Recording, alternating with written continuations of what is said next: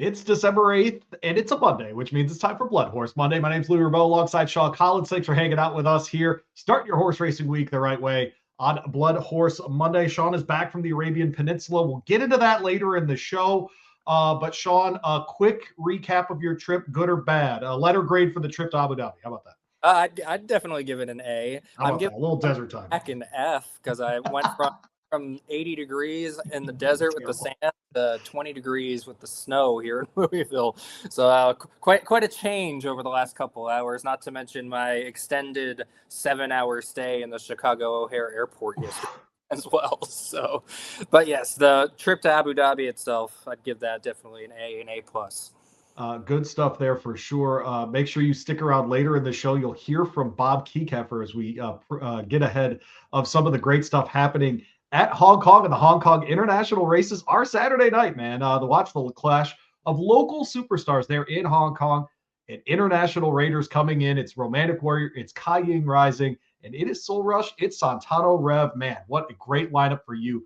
First race, 11:25 Eastern PM, of course, 8:25 Pacific time. But you know what, Sean? You know what else we have? We got Derby Trail to talk about. That's what we got to talk about. The Remsen was over the weekend.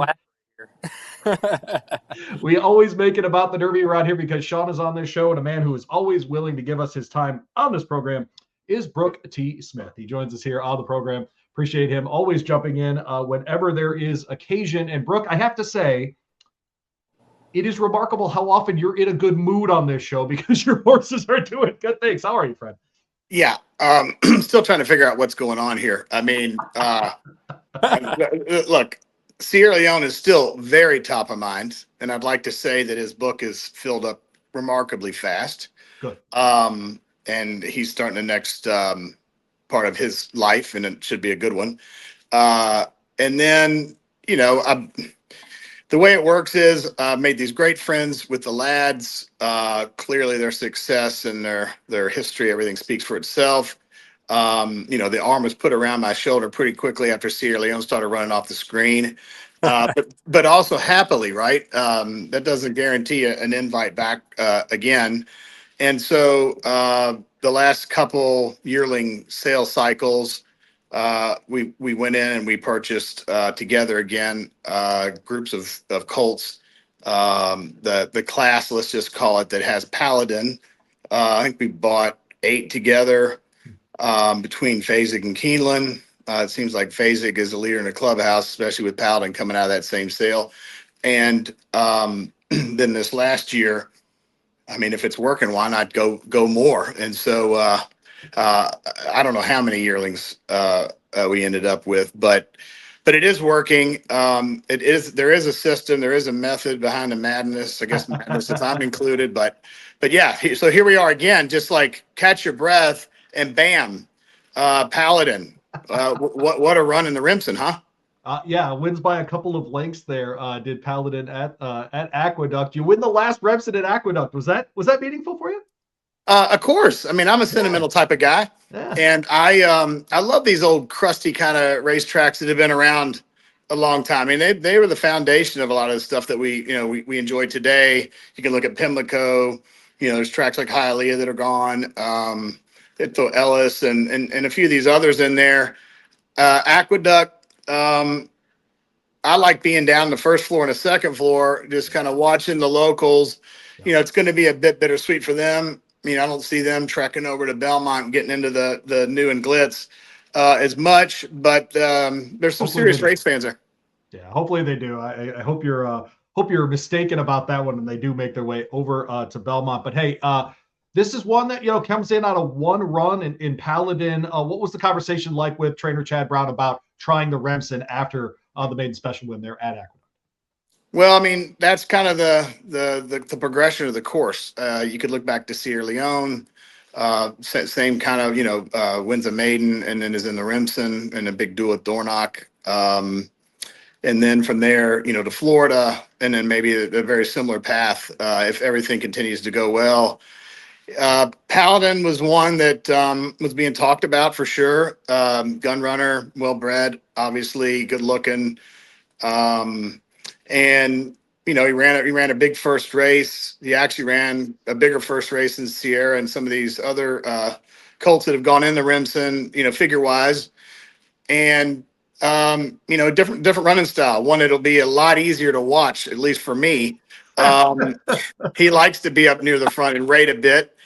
And if you want to talk about buyers and ragazins and all that type of stuff, the figures that came out of the Remsen were off from the first race, but I think we can get overly caught up in that sometimes. I mean, here he is coming off one race. All those other horses, colts that had a little bit more seasoning to them, going the 2 turns for the first time, and you're still getting to know this colt clearly. So even if he could have taken the lead and run off the screen and won by 6 or so, you just don't know. You don't know how they're going to react, what's going on, how the break's going to be.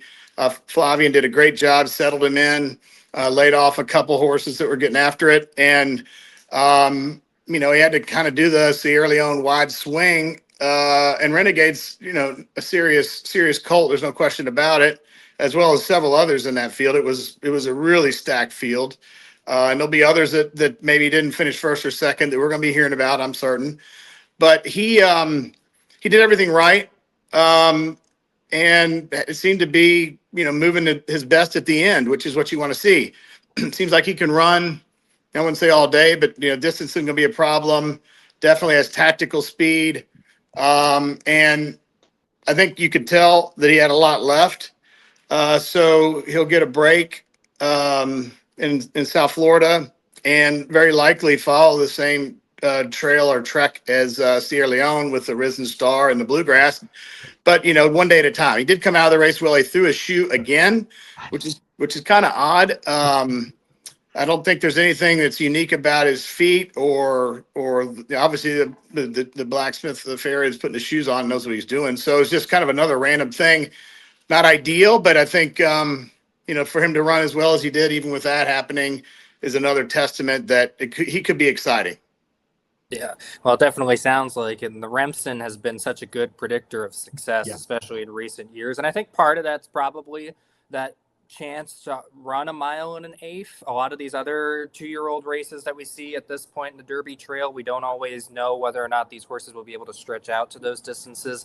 That's different with the Remsen. We get an early glimpse whether or not they can handle it, and then imagine they're just going to get stronger as they get older here. But you mentioned all the adversity he went through with the losing the shoe, some of the other things that have gone on throughout the race. Just how much confidence does that give you moving into a 3-year-old season, that he's going to keep learning, he's going to keep building off of that and continue to get better and better?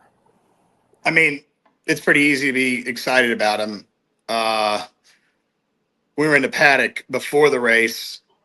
I handicap trainers as much as I do horses, and Chad's great, but he was pretty relaxed. And I think Flavian was equally relaxed. I think they were like, okay, we know we have something here. Just get in the race, rate, give him something to run at. But then, he didn't have the greatest of trips, and it wasn't a bad trip, but he had to swing wide and dig in and the shoe flying off, I guess. So very excited. The prospects with him are good. He's very sensible. And again, I hate to continue to compare to Sierra Leone, but Sierra Leone was pretty serious. He wasn't mean, but he definitely let you know if you got up in his face that what's your purpose. And this guy, he just seems calm, cool, and collected, I guess would be the best way to put it. But the neatest thing about the whole race, really, and that's what's great about horse racing, is the fact that Jane Lyon decided to stay in for a percentage of the horse that she bred, and what she's been able to accomplish as a breeder, obviously with Flightline, those kind of things, they just don't happen. You have to have a great team, a great eye. I think you have to have that good feel, and also just the energy or vibe, and being around her. She's a super classy lady. I respect her ability as a horsewoman immensely. So to see her lead Paladin into the winner's circle was a really cool moment. and that's what horse racing is about. So I'm excited for her. I'm excited again to be a part of something like this. I pinch myself every day. Speaking of going into the winner's circle, I know the Remsen from 2 years ago, Sierra Leone, probably stung quite a bit the way that ended up finishing. How good does it feel to now have the Remsen checked off your list? I mean, again, I don't have a dance card. It's like, let's check off these big races. But I'll have to tell you, it was surreal, just like all these things. You cannot do anything except for really try to get yourself in the moment, because when you're winning these kinds of races, there's a lot of racing luck and so many different factors. I don't think it's sunk in yet. It's just like, wow, okay. And then to just all of a sudden be thrown back into the mix or conversation about the Derby. It is kind of neat winning in the last Remsen, there at Aqueduct. I don't know if they'll change it to a one turn. There was a lot of discussion about that. It ends up at Belmont. But just amazing. I mean, and I try to, when I'm in those moments, I try to look around. I try to just take it in. I love to watch everybody that's associated with the horse, hot walker, grooms, whoever's over there. And it's just, again, if there was any way to describe this better than I'm trying to do it, I would love to. But it's magic. Absolutely. Brook Smith with us. Brook, last time I saw you, you had your arm around me and mine around yours. And it was immediately after the Breeders' Cup Classic, and the aforementioned Sierra Leone had just hit the board again, because that's all he did in his career was finish in the top three, despite that nervous running style, of course, that made us all wait till the very end of the race for him to do his best running. And I wanted to open this, Brook, by saying I appreciated you being willing to talk with me from that walk from where you had watched the race to the owner's enclosure. At the close of that, Brook, you said, I'm going to have a moment where I'm alone and I get a little teary-eyed and I think about what Sierra Leone has meant to me. And I wanted to ask you, have you had that moment? Well, just you saying that gave me goosebumps. Okay. So I can't even imagine the association with a horse like that and what he accomplished in his grit, determination. He was really a unique and special horse. That Steve, is it Haskin? I always want to add an S to the end of his name. Great rider. You guys, I'm sure, know him. He did an incredible piece about kind of the career of Sierra Leone, the treasure of Sierra Leone, and his running style and everything about him won't be matched in my lifetime. I don't care. I mean, I guess if you had a horse that won a Triple Crown and all these types of things, but there's still just that horse changed my life, my family's life, more than just the excitement of his races. And I think he was good for horse racing. A lot of people really, more than I think I realized, got behind him and his running style.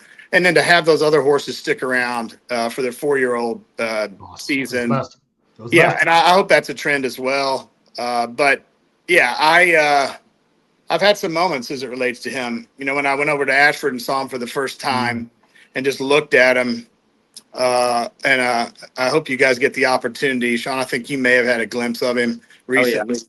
Oh, yeah. It's just history in the making.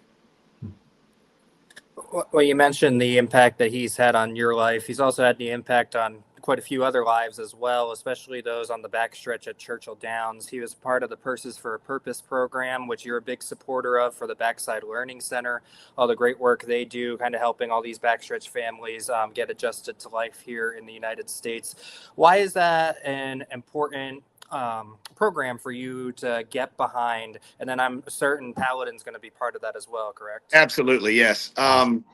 I think that program and what the Backside does for that community, for lots of reasons, especially now with kind of what's going on related to immigration and all these types of things, is more important and vital than ever.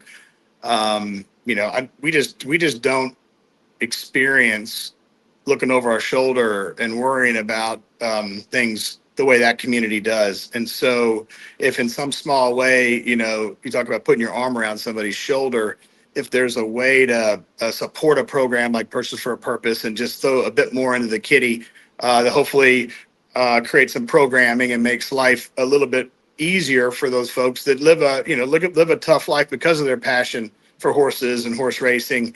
I think it's super important. I hope that there are more programs like that develop.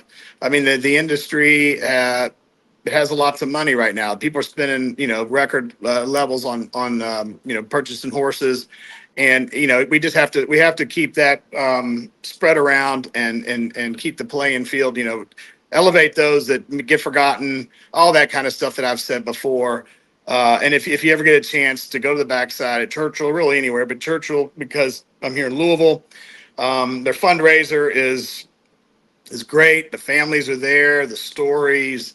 That's horse racing. These horses don't run, but for a minute or to maybe two in a classic distance. And there's a lot of stuff that happens, before they get to the track and after they finish a race. So incredible work by that Backside Learning Center. And there's other programs around the country like that. Brook Smith with us. His horse Paladin just won the Remsen Stakes, is on the road to the Kentucky Derby. You mentioned something alongside Sierra Leone that there were, and we'll get you out of here on this.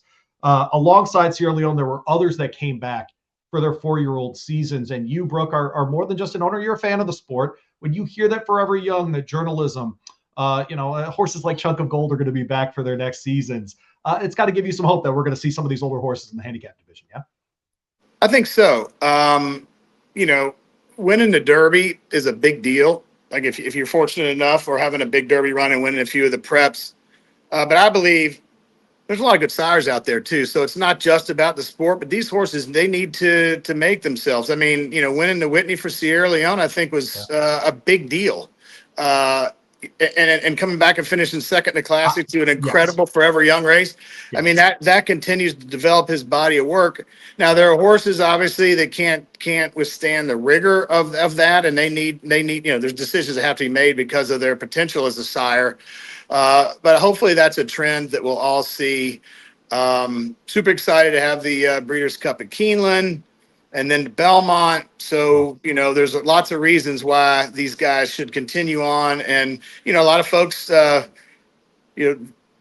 races in, Saudi and Dubai, I mean, they're no joke. Granted, they can tend to take a lot out of a horse, but, you're racing for purses that are mind boggling. And so all of that to say, I think we'll see more horses running into their 4-year-old careers.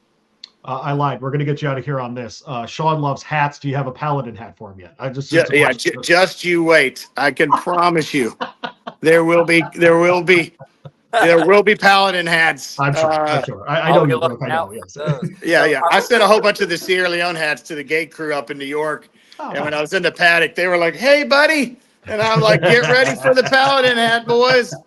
So anyway, but look, great stuff you guys do. This stuff's fun.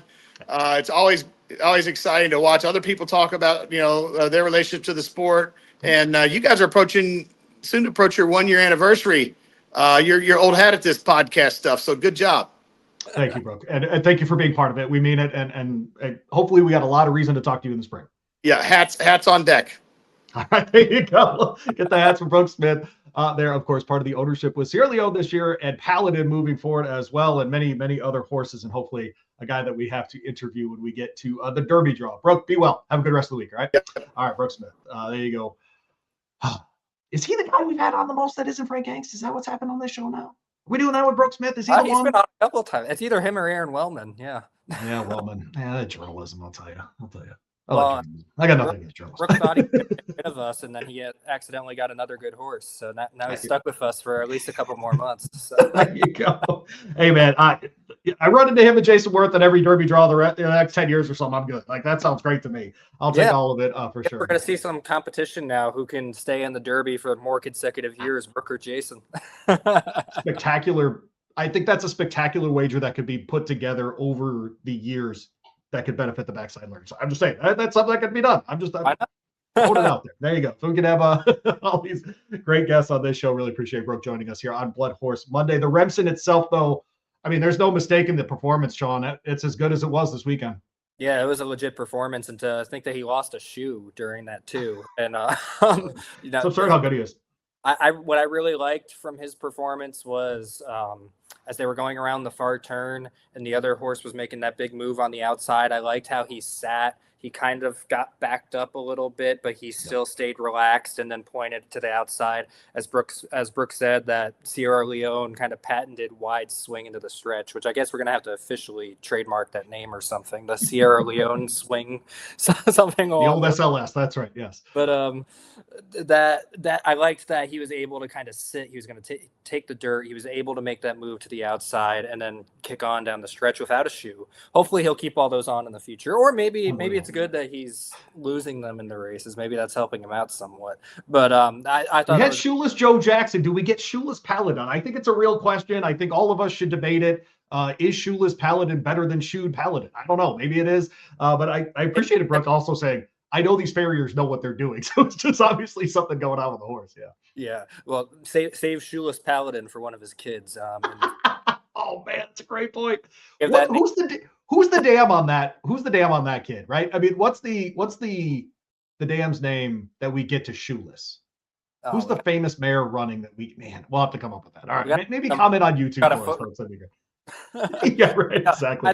I thought the win was very, very professional this weekend. Winning at 1 1/8 puts him aim at this point in the year. I think the Risen Star would be the next 1 1/8 race in the middle of February, and then most of the rest of them will come along starting in mid-March going forward. So I think he's ahead of the game at this point. You've kind of checked that question mark off for him, and now he can get his little bit of a break and then come back and run those big races leading into the Derby, get that 50-point race and that 100-point race, and move on to Louisville.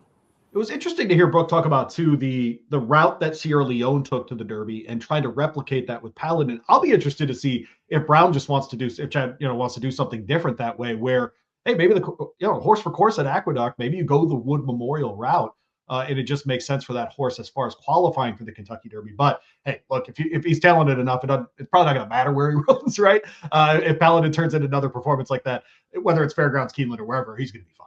Yeah, he's going to be fine wherever he goes, I think. And that'd be an added benefit to the Sierra Leone route as well, is not only do you get the grade 1 in the bluegrass, but you get the at that point he would have run all 3 of his prep races at different racetracks. So we know he can handle traveling. We know he can handle shipping, and he would end up in Kentucky at the very end. And just the quick little van ride down to Churchill, and he'll be ready to go at that point. So there you go. Just an interesting race there. And of course, I mean, the cool part with Paladin, as far as the breeding, Sean, and we talk about distance all the time, we're always trying to figure out that 10 furlong thing by the time we get to May here in Louisville, as you mentioned.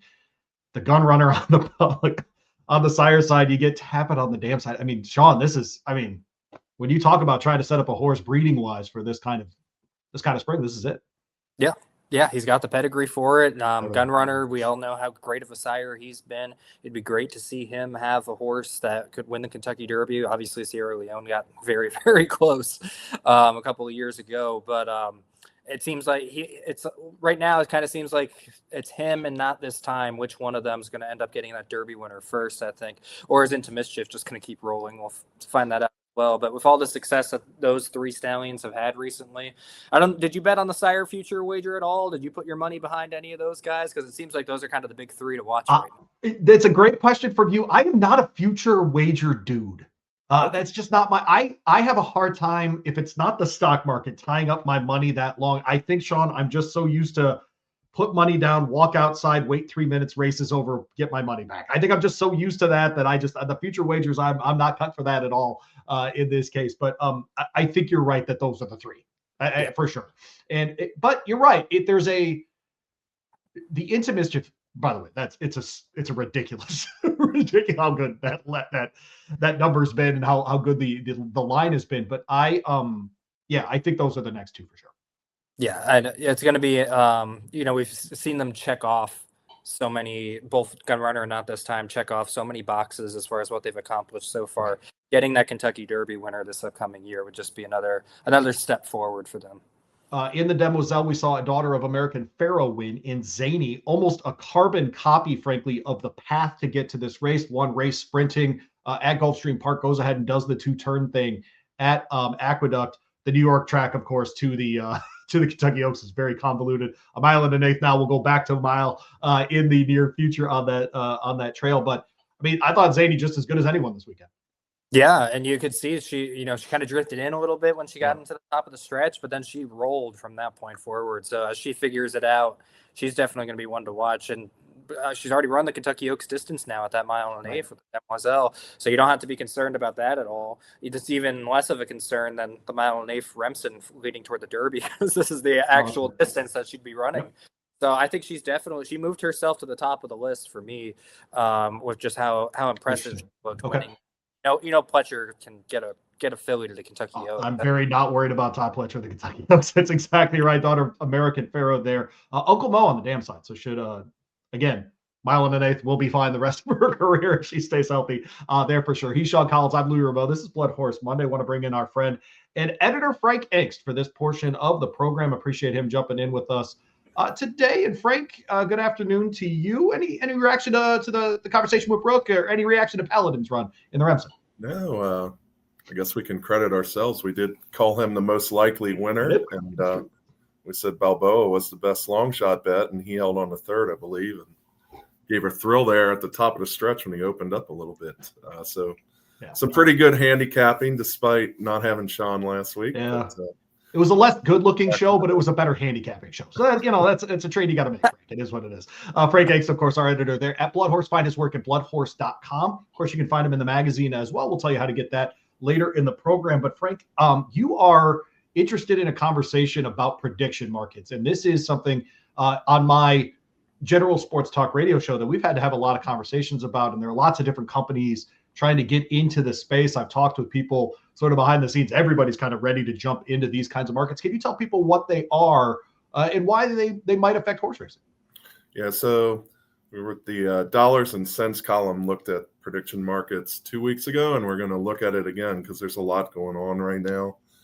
So prediction markets, the argument that they make, and so far successfully to some extent, is that they operate under the Commodity Futures Trading Commission.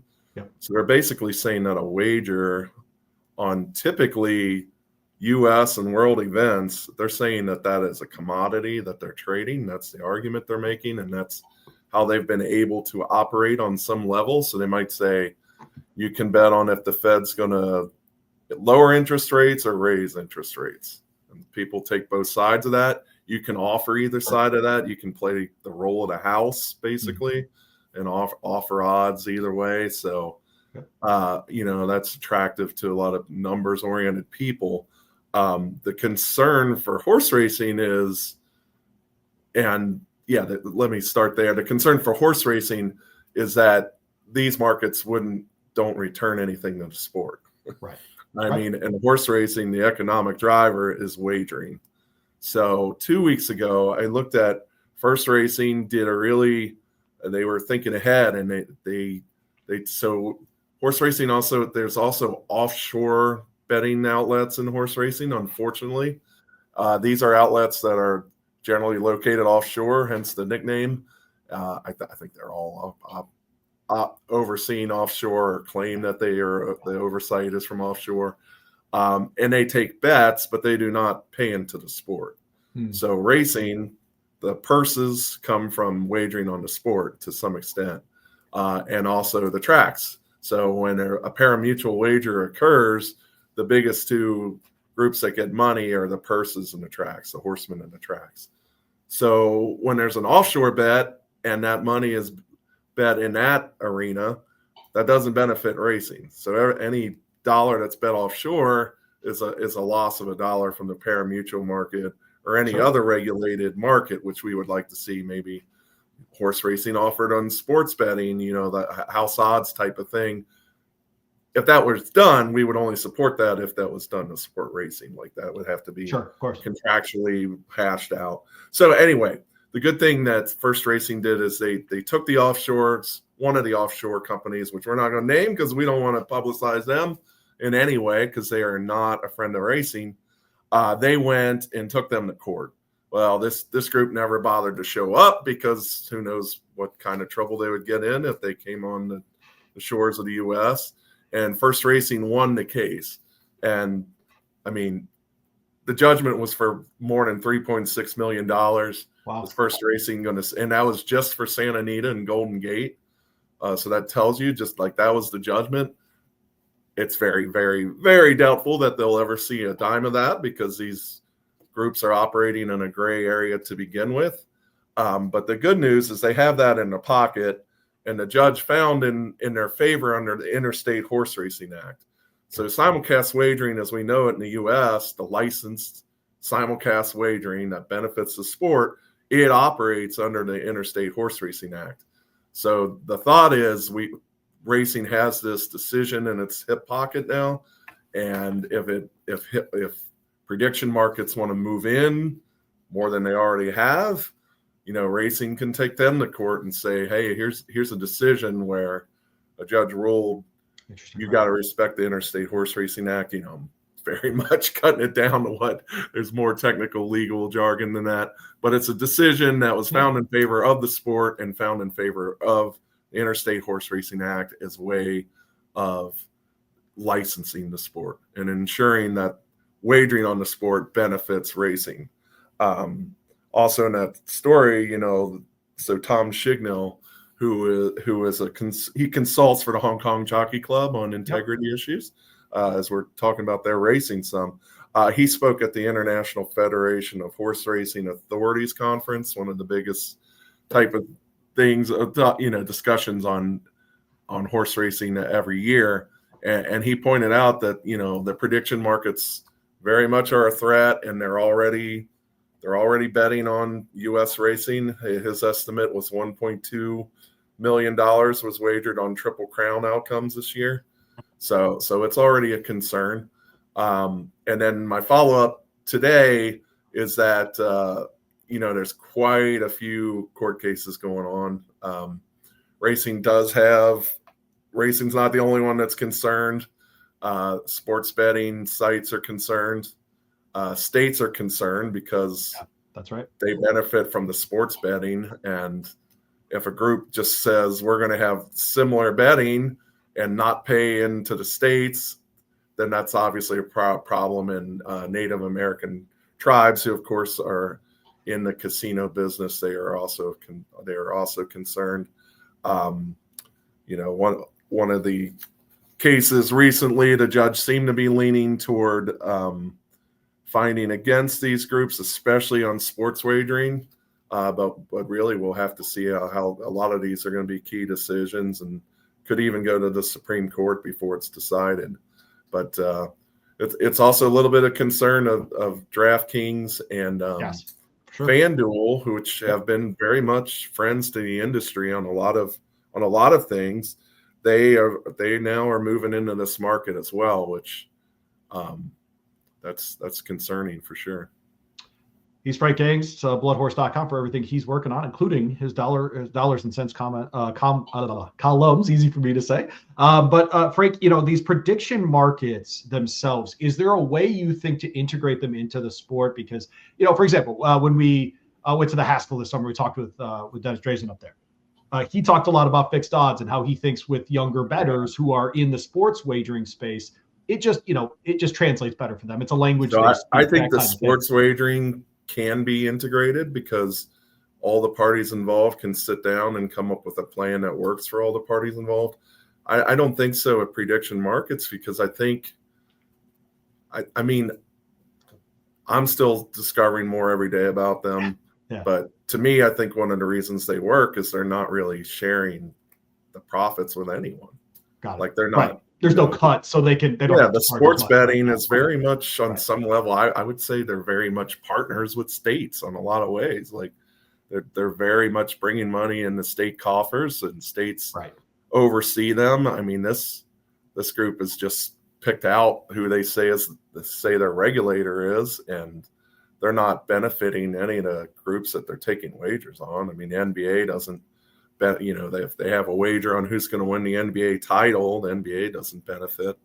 Could say the same thing about sports betting, but if it expanded to horse racing, I would only favor sports betting moving to horse racing if it definitely benefited horse racing, which is the same case in New Jersey. I know Dennis would never agree to such a setup if money wasn't going in to benefit horse racing. So no, that's exactly right. I was just thinking, as far as these exchanges, especially if they were, if people were willing to accept not a pari-mutuel model, but that fixed odds kind of model where the house is offering these shares, maybe that's the predictive way they're going to have to go. I'm not sure. I mean, if they lose some legal decisions and then they kind of see the only way they can operate is to be licensed and to benefit this horse racing specifically, right?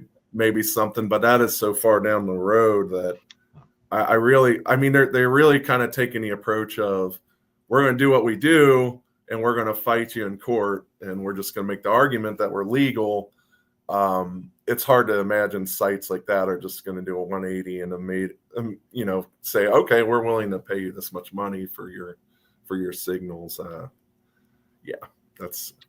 I don't see that happening, or if it does happen, it would take a long time to get there, I would think. I'll get you out of here on this, Frank. The Global Symposium kicks off in Arizona today. The Global Symposium on Horse Racing. Is there a particular panel or topic that you're looking forward to getting the notes from or seeing as part of a live stream? Yeah, I mean, I think I saw on there they're going to have a follow-up on computer CAW wagering. It continues to be an interesting topic to find that balance. It's just it's a very daunting task to bring in new players. While at the same time, very much catering to the bettors that are putting far and away the most money through the windows. Yeah, no, it should be really, really interesting. A bunch of people on that panel that I like to follow and I'm interested in. Marshall Graham, he's a professor at Rhodes College in Tennessee, is going to be on that one. He's always all over these numbers, has really great statistics to share. So it'll be interesting to see how much they really dive into it, frankly, Frank, to see if there's if there is you're right, because it is a balancing act, because you're right, you can't not have that amount of funds that come in through the CAWs, but if you're going to attract new bettors, you got to offer value too, right? I mean, so the rebating makes it difficult that way for sure. But all right, well, dollars and cents, all those things available at BloodHorse.com. What else are we be looking for, say, in the magazine? Oh, the new magazine should be out this week, the December issue. So that's exciting. Have some good stories there, and lots of good stories from the symposium this week on the website. BloodHorse.com magazine tab at the top of the homepage. Also sign up for the daily. There's a daily tab at the top there, straight to your email. They don't sell your email to a bunch of ad companies. Don't worry about that, but it is a free newsletter to start your day. Frank, part of that, of course. Sean, part of that as well, over there at BloodHorse.com. Thanks, Frank. Thanks, guys. There you go, Frank Angst.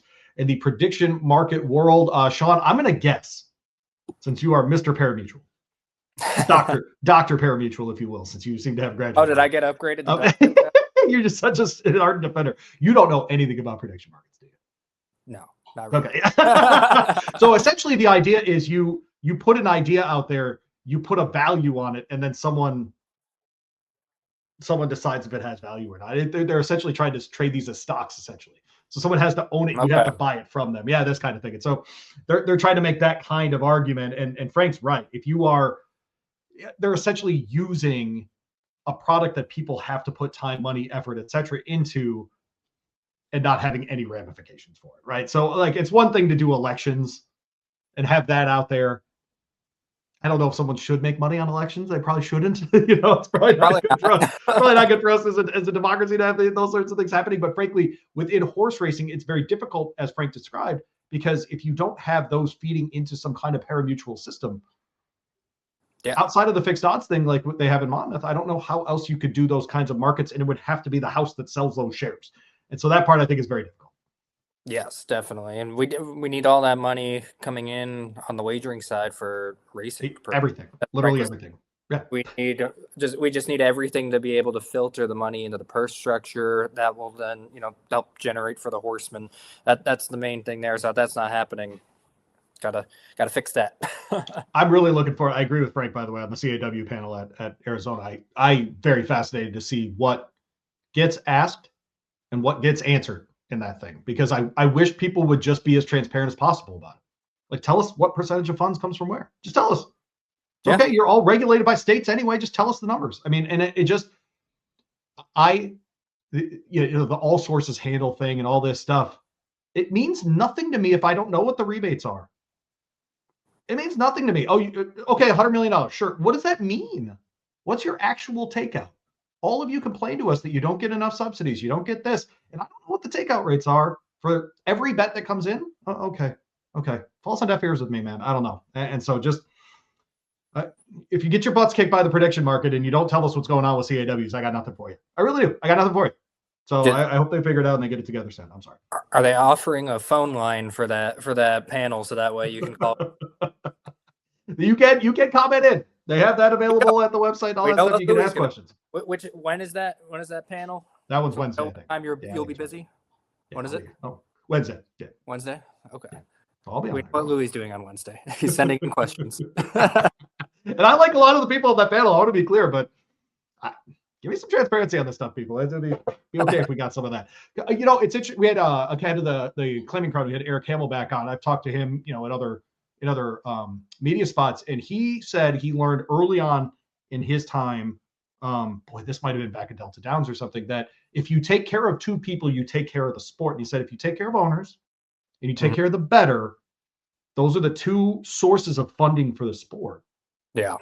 At least historically. Right now we've got the subsidies and we've got slot money or HHR money or whatever. But he always said, look, if you take care of those two groups, you'll have a sport forever. And I'm not sure we're doing either of those very well right now. I'm not sure. And so I appreciate, I see a lot of negative noise on the internet about the Arizona stuff and about the symposium and only these people. Would you rather they not talk at all? No. I mean, what's the alternative here, is to not do this at all? And so, no, I'm glad they're talking about it. I just hope we get some transparency because it's too important. I think Eric's right in that point. You got to take care of your owners. It's not a comfortable thing, by the way, because none of us have the money.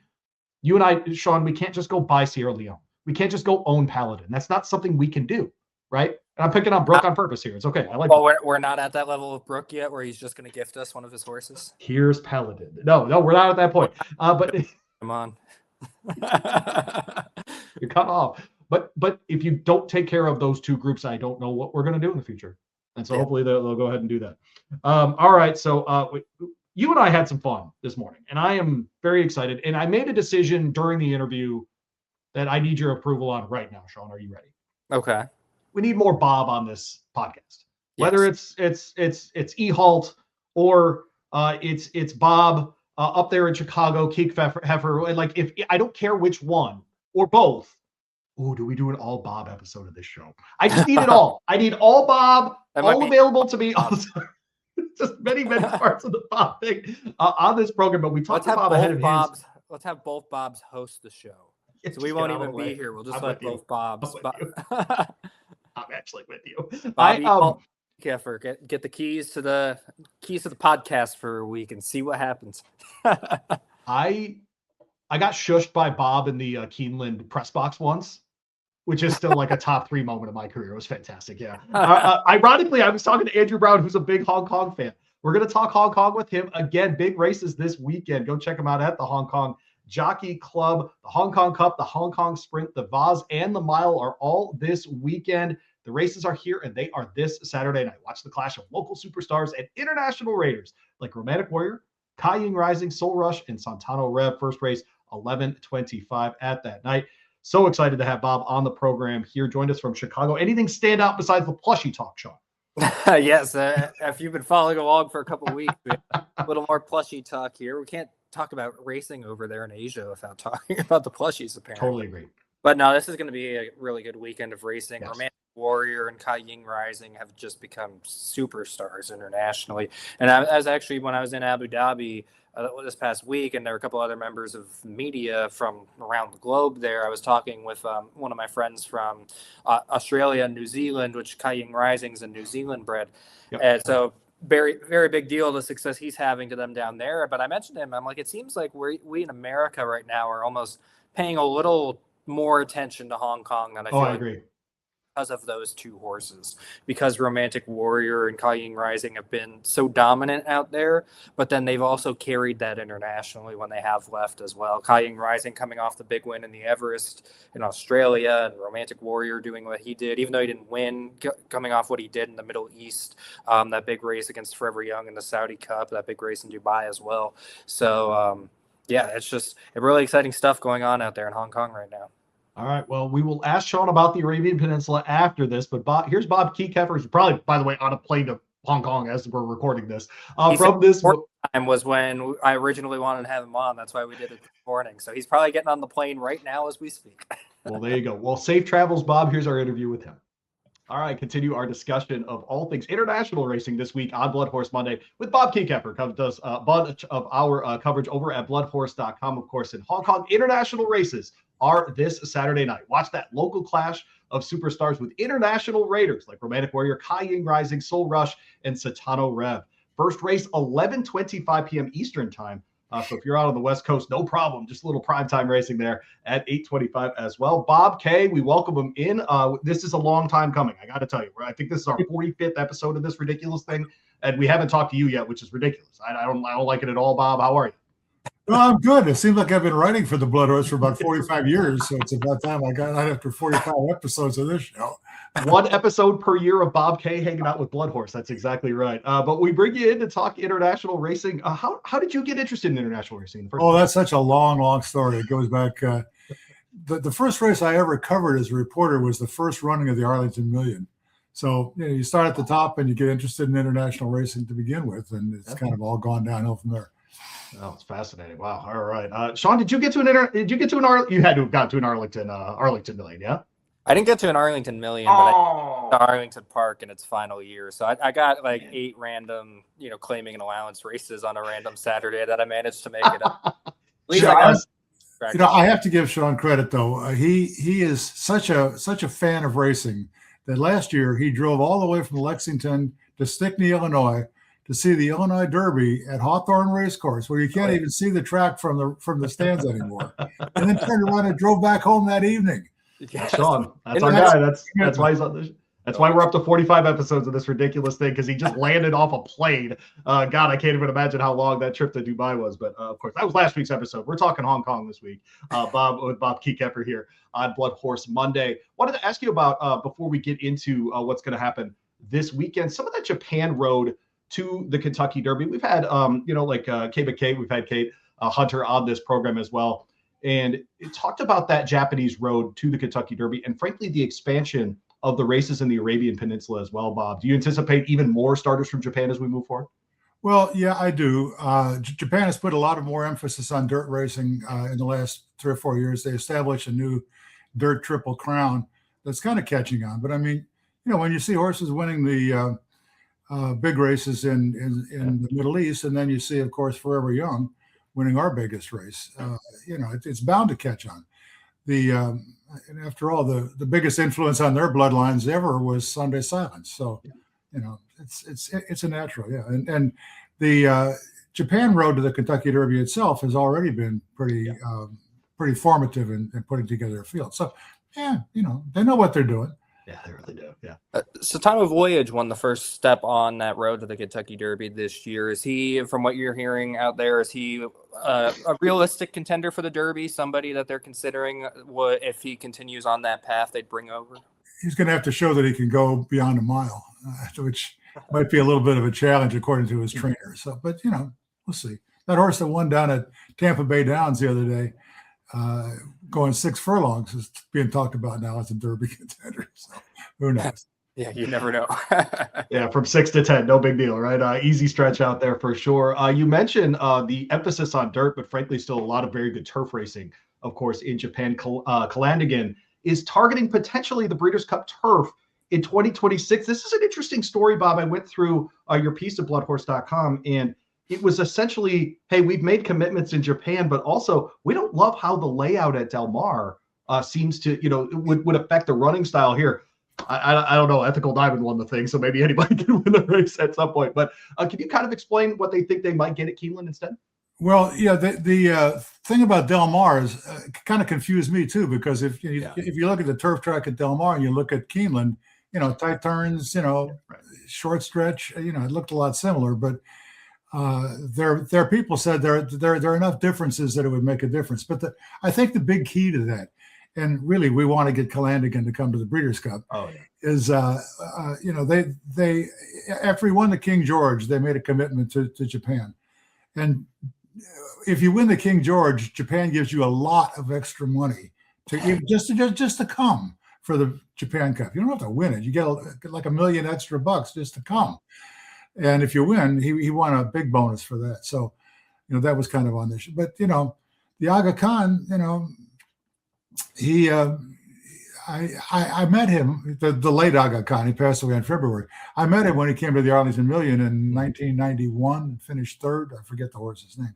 But they're committed worldwide, and his daughter, the princess, who is just charming, by the way, is still committed to these international races. So anyway, I think that's one of the races that he hasn't won that would be nice to win. And as a gelding, he's going to be around for a while, so give it a try.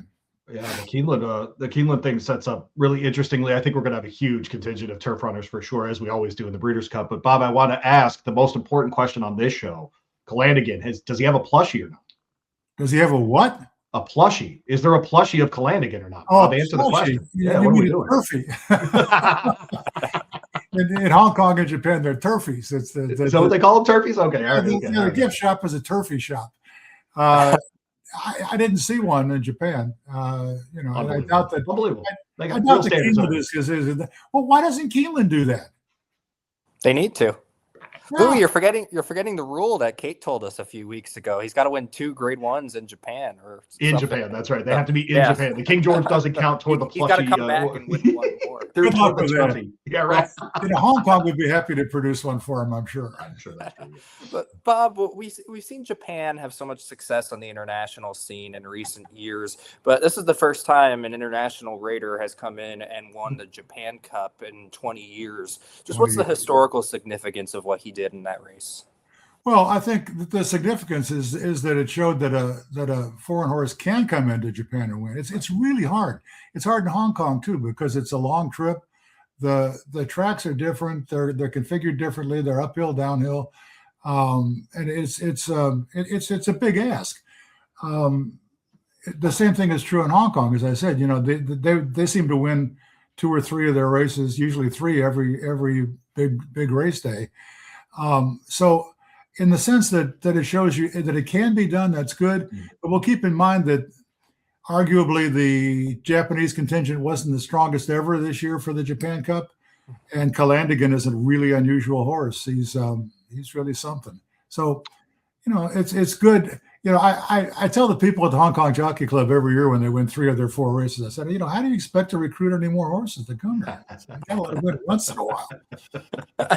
Bob Kieckhefer with us. He'll be getting on a plane for Sha Tin coming up here, for Hong Kong here in a couple of weeks. The races at Sha Tin already in the books. Romantic Warrior Kaiying Rising win in what I assume are preps for the weekend, Bob. Let's start with Kaiying Rising, just because I think Romantic Warrior we could probably talk about for about an hour. What should we expect to see from Kaiying Rising? You expect to see him win. That's simple. Do you remember years ago when Cigar was chasing Citation's record of 16 straight wins? Expected to win, yeah, right. This guy's doing the same thing under the radar. He's won 15 in a row. Wow. He went to Japan and took on some of the world's top sprinters in the 20 million Australian dollar Everest, the richest turf race in the world, 6 furlongs, and he schooled him. He was so far the best. It was just unbelievable. And I've got the figures here someplace. He has a in the ratings he has like a 9-pound advantage over his closest competitor in this race. So if he doesn't win, it'll be a real surprise. Good horse. Yeah, well, it is horse racing. You never know, but he definitely seems like one of the unique talents that we have in the world right now. You mentioned his trip to Australia and going and winning that Everest Stakes down there. Just how how rare is it to see a horse like this coming out of the Hong Kong series? Obviously, we have Romantic Warrior as well, but how rare is it to see a horse that's based in Hong Kong having that kind of success on that international stage in Australia? Well, it's not that rare, oddly enough. Hong Kong is a very small, closed racing operation. They have like 1,200 horses. They don't have a breeding operation. Everything that they have is stabled either at Shatan Racecourse or now at their new place across the border. So it's a very small horse population, and yet, you've got two of the best horses in the world coming out of there. And you've had, Silent Witness, and you've had Golden 60, and you've had a whole bunch of other horses that have gone around the world, mostly to Japan in the past, and won Grade 1 races. So it's actually quite remarkable how well they do in the international scene with a relatively small, sample to draw from. And they're very happy to tell you that, by the way. It's like when the it's like Hoosiers, right? The small school beats the big school and everybody goes nuts and Gene Hackman's really excited. That's what Hong Kong racing is, right? Well, yeah, but I don't think Winfried Engelbert-Breskus, the CEO, would be happy to hear that he's being compared to a little school in Indiana. Oh man, maybe not. He's pretty sure that they're pretty big stuff. They are big stuff indeed. Bob K, we call Bob Kieckhefer with us from BloodHorse at BloodHorse.com. Of course, he's on his way to Hong Kong today to cover the big weekend coming up. Romantic Warrior will run this weekend, going for a 4th straight win. And look, this is the kind of horse, Bob, that if we're talking world rankings, is going to be near the top of everyone's. Where is he in yours? Well, I think he came back from a layoff of 232 days.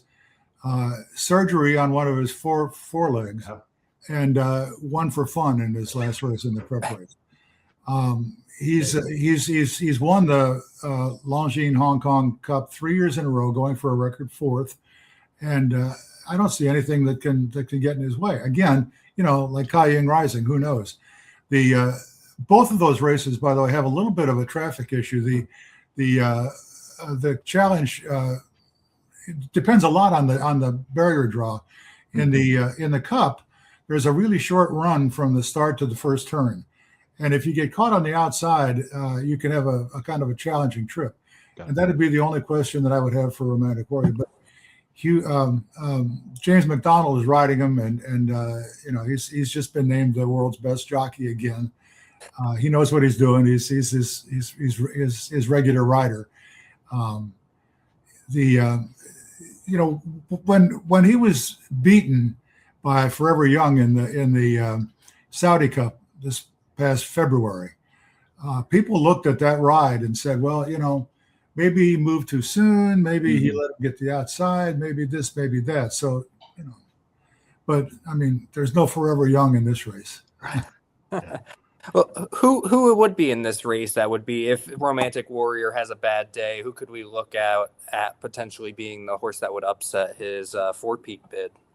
Well, after that, it's pretty much even. You've got Bellagio Opera from Japan, maybe good horse. It's I'm not going to pick another one because it's just kind of a toss-up. I mean, if you're betting against Romantic Warrior, you're stabbing at the program anyway. So we know Bob's got 2 singles on his pick 4 ticket. I think he's made that pretty clear. Yeah, right. Yeah, no need for translation on that. Well, go ahead. It's tough when you're a confirmed 4-horse trifecta box better to pick a single. There you go. But Bob Kieckhefer with us, BloodHorse.com. The Boz and the Mile are also going to be happening there on Saturday, Sunday, whatever you want to say there in Hong Kong. Which race are you looking forward to more? Well, the Mile is an interesting race. One thing to watch out for here, though, is Aidan O'Brien is coming into Hong Kong with 2 horses, and one of them is the Lion in Winter in the Mile, and he's going to be a long shot because you've got Soul Rush, who actually defeated Romantic Warrior in Dubai in the Dubai Turf, and then you've got Voyage Bubble, who was kind of took over Romantic Warrior's spot in Hong Kong while Romantic Warrior was traveling to the Middle East and did some pretty good work there. But my point that I was losing there as I was digressing is Aidan O'Brien comes in with a chance to tie his own record for the number of Grade 1 wins in the course of 1 year. He has to win both these races. The Lion and Winter would be his choice in the mile. And the Lion and Winter, what did he do last time out? Well, wasn't he third in the Breeders' Cup? So, you know, that's not bad. Then he has to win with Los Angeles in the Vase. I say Los Angeles. I've been listening to too many of these British commentators. I was going to say anything. But, you know, there's a horse that has been disappointing, I think, in terms of his actual performances. But the Vase is the one race that the Hong Kong horses don't have an advantage in because they don't run that mile and a half Right. Hardly at all in Hong Kong. It's an odd distance for them. So, you know, Aidan O'Brien is Aidan O'Brien, and Ryan Moore is back. Don't forget Ryan Moore is back. Right. And he's going to be riding those two horses. And, you know, that means a lot. He's, Mikhail Barcelona did a great job, but, you know, Ryan Moore is still Ryan Moore, and he knows he also knows Hong Kong, and that's an important thing.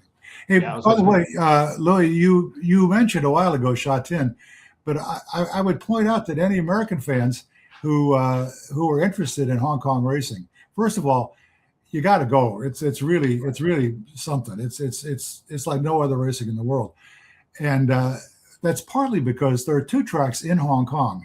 Shatin is up in the New Territories, up in the what we would call the suburbs, I guess.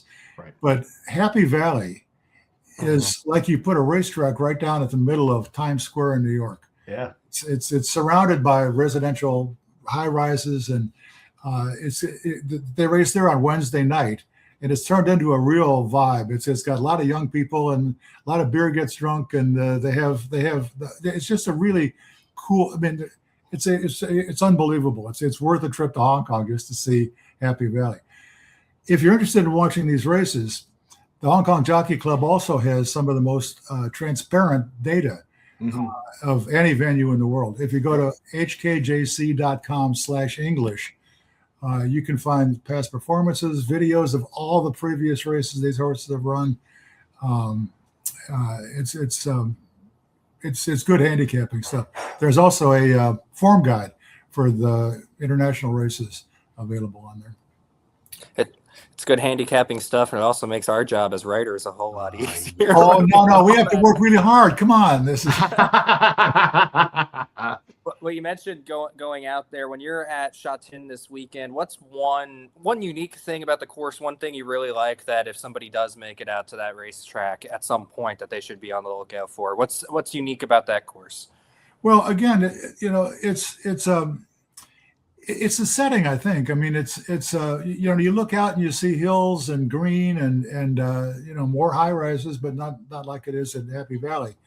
And then when you look down the grandstand, down the stretch, it looks like Old Belmont in terms of how big it is, but you'll see 60,000 people in it, which is pretty rare for Old Belmont. And the Hong Kong fans, like the Japanese fans, are fanatical and knowledgeable and vocal, and you know, they can be a little bit short if you get in their way while they're on their way to the wagering windows. It's fun. It's different. I mean, you know, every jurisdiction is different. Hong Kong is different from different.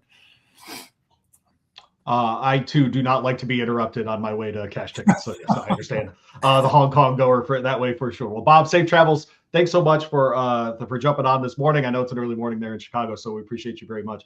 Have a great trip, and thanks for joining us on BloodHorse Monday. Thank you. My pleasure. Let's do it again. All right, thanks to Bob K, as we call him around here. Of course, find his work at BloodHorse and BloodHorse.com with all the great racing this weekend. Sounds like we've got a couple singles, Sean. Yeah, we do have a couple singles there. Romantic Warrior, Kaiying Rising. If you're playing a pick 4 ticket, you got two boxes checked right there, and you got to figure out the other two. Back a horse and get paid, as my friend Danny Brewer always says. I'm fascinated by how we talked about it too. What I love is, you know, we talk Shatin on these Saturdays.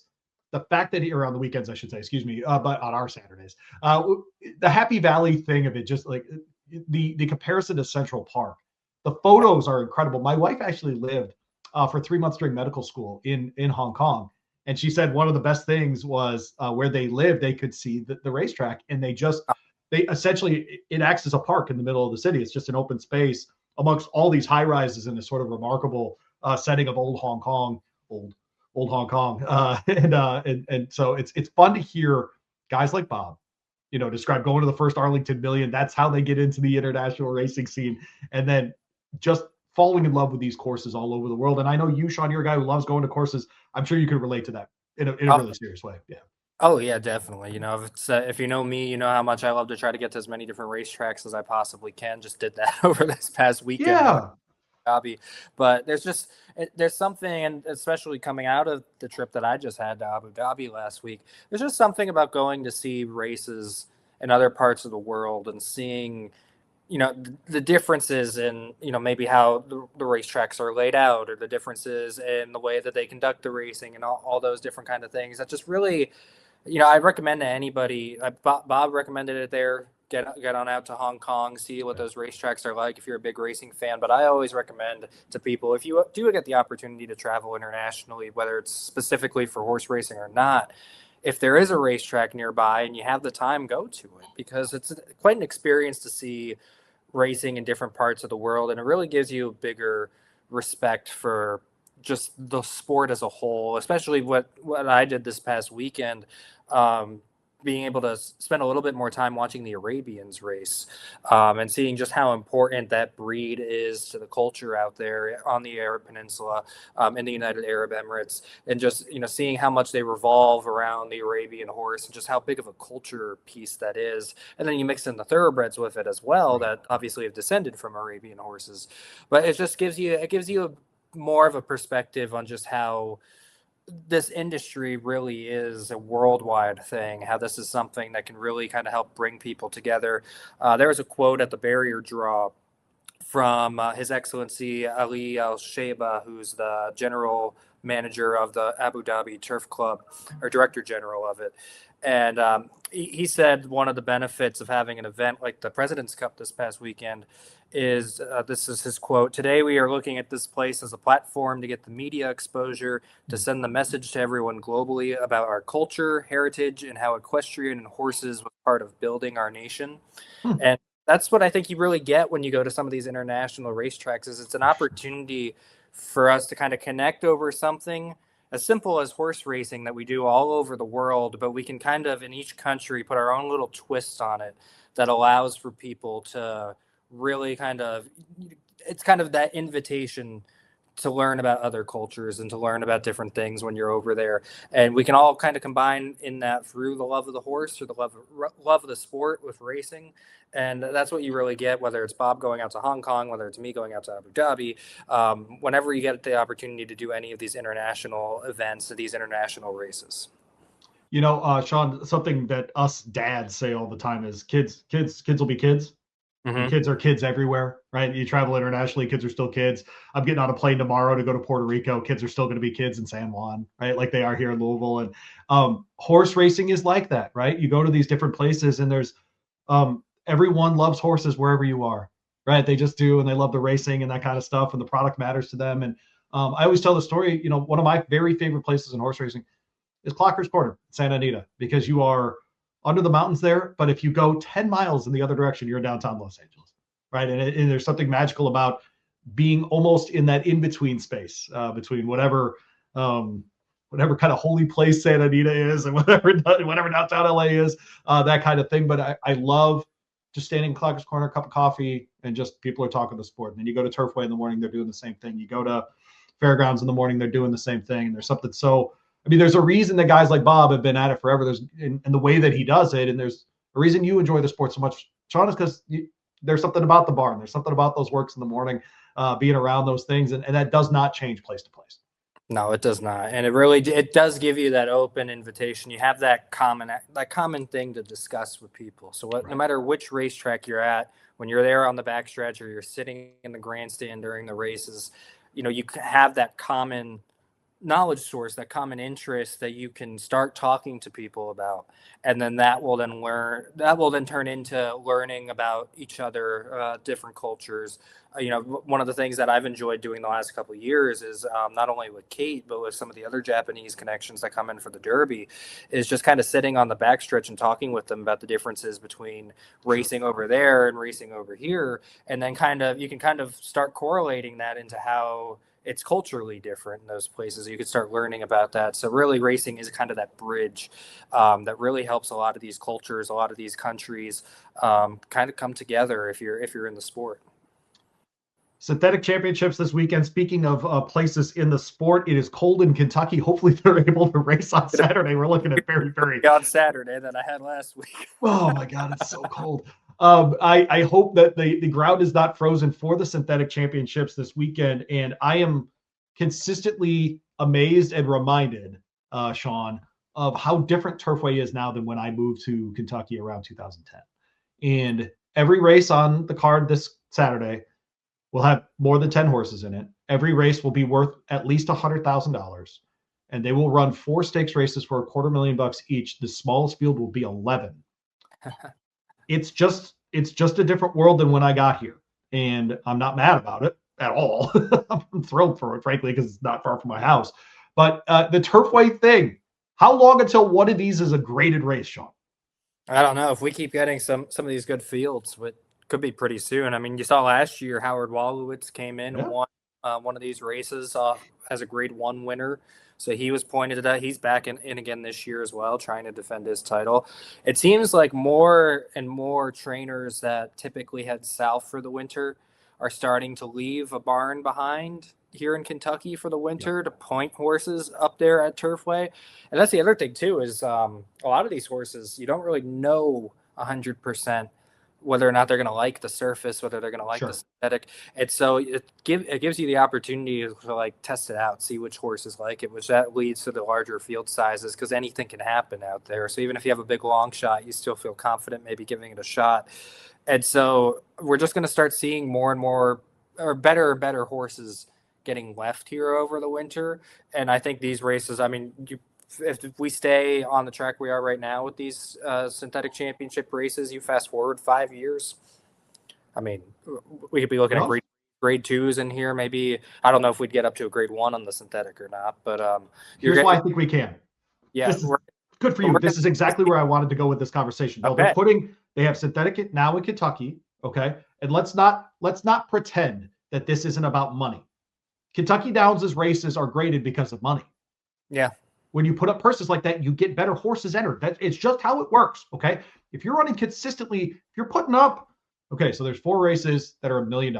There are 6 other, they're putting up $1.6 million on Saturday. Yeah. Okay? Irad Ortiz Jr. is going to be in Florence, Kentucky. Flavian Pratt's going to be in Florence, Kentucky, okay? Belmont is installing a polytrack. Gulfstream has a polytrack. Woodbine obviously has had their polytrack. Santa Anita now has one that they train over, but if you think that ain't going to become a track that they run on, you're out of your mind. Of course it's going to be, okay? I think with all of these options, Sean, you're going to see poly, whether people in this country like it or not, including you who's a dirt guy, it's going to become part of the zeitgeist of the sport. It's going to become part of what we do, and I think you're going to get more and more of these graded opportunities. And frankly, I think when you and I are still doing this show in 10 years, we're going to be talking about synthetic sires. Write it down. Maybe. Right.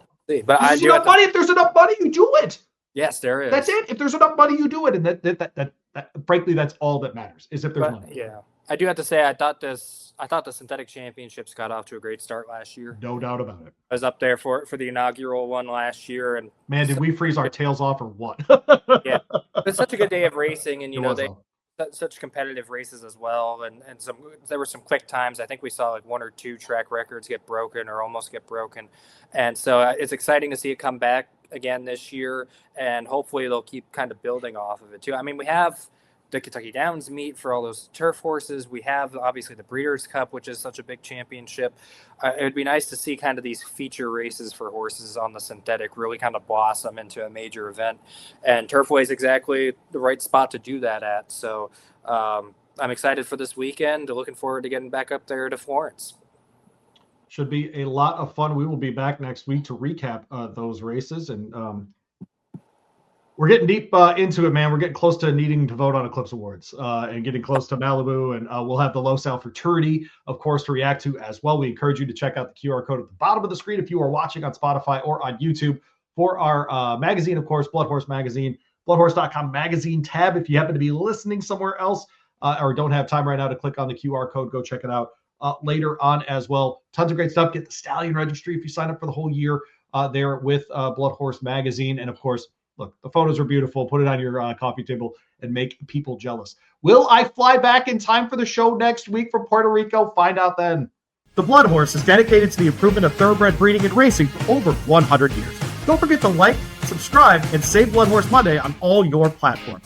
For the latest news, analysis, and insights, visit us at bloodhorse.com. Thanks for listening, and we'll see you next week.